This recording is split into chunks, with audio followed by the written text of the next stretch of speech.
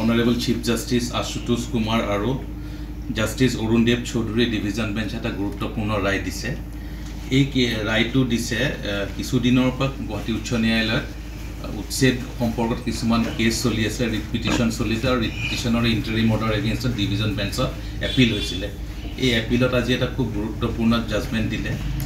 এই জাজমেন্টত এটুকে কোৱা হ'ল যে অসমত প্ৰায় 29 লাখ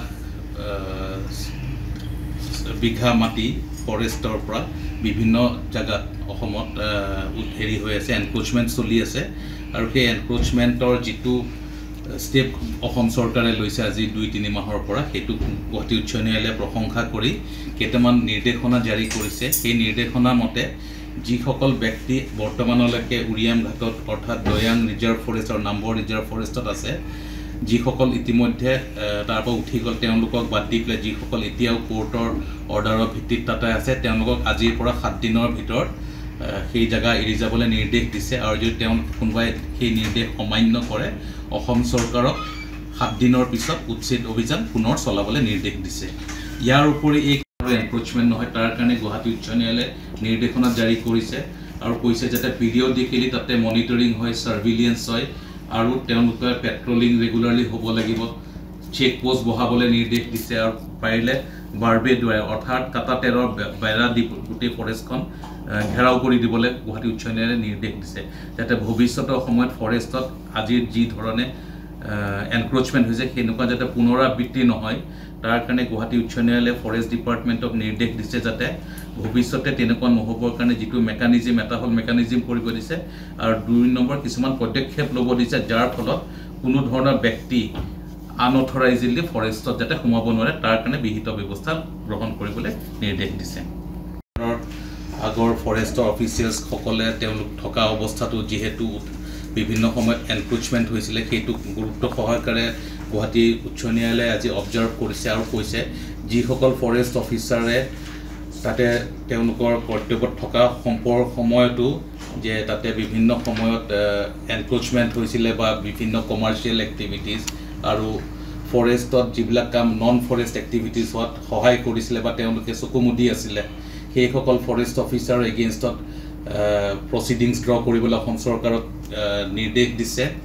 লগত অসম চৰকাৰক এটো কৈছে যাতে ভৱিষ্যতে যাতে আৰু এনেকুৱা ধৰণৰ এনক্ৰোচমেন্ট নহয় বা non commercial activities non forest activities কোনো ৰিজাৰ্ভ ফৰেষ্টত নহয় তাক যাতে এনশিওৰ কৰিবৰ কাৰণে এটা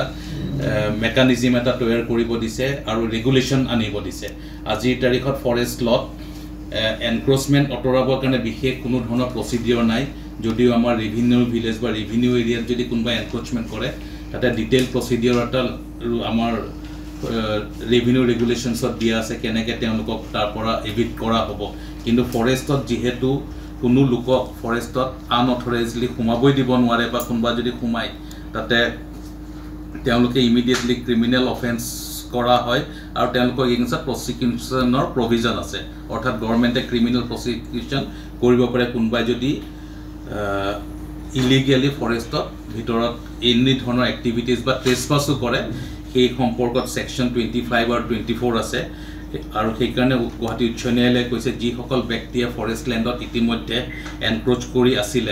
তেওঁলোক উচ্ছেদ কৰাৰ পিছতো তেওঁলোকৰ এগেইনষ্টত অসম চৰকাৰক কৈছে যে তেওঁলোকক এপ্ৰোপ্ৰিয়েট প্ৰভিজনছ অফ ল অৰ্থাৎ সেকশন 24 আৰু 25 অফ দা ফৰেষ্ট ৰেগুলেশনছ তেওঁলোকৰ এগেইনষ্টত প্ৰসিকিউশন কৰিবলৈ অসম চৰকাৰক নিৰ্দেশ দিছে ৰিটেপিলত আজি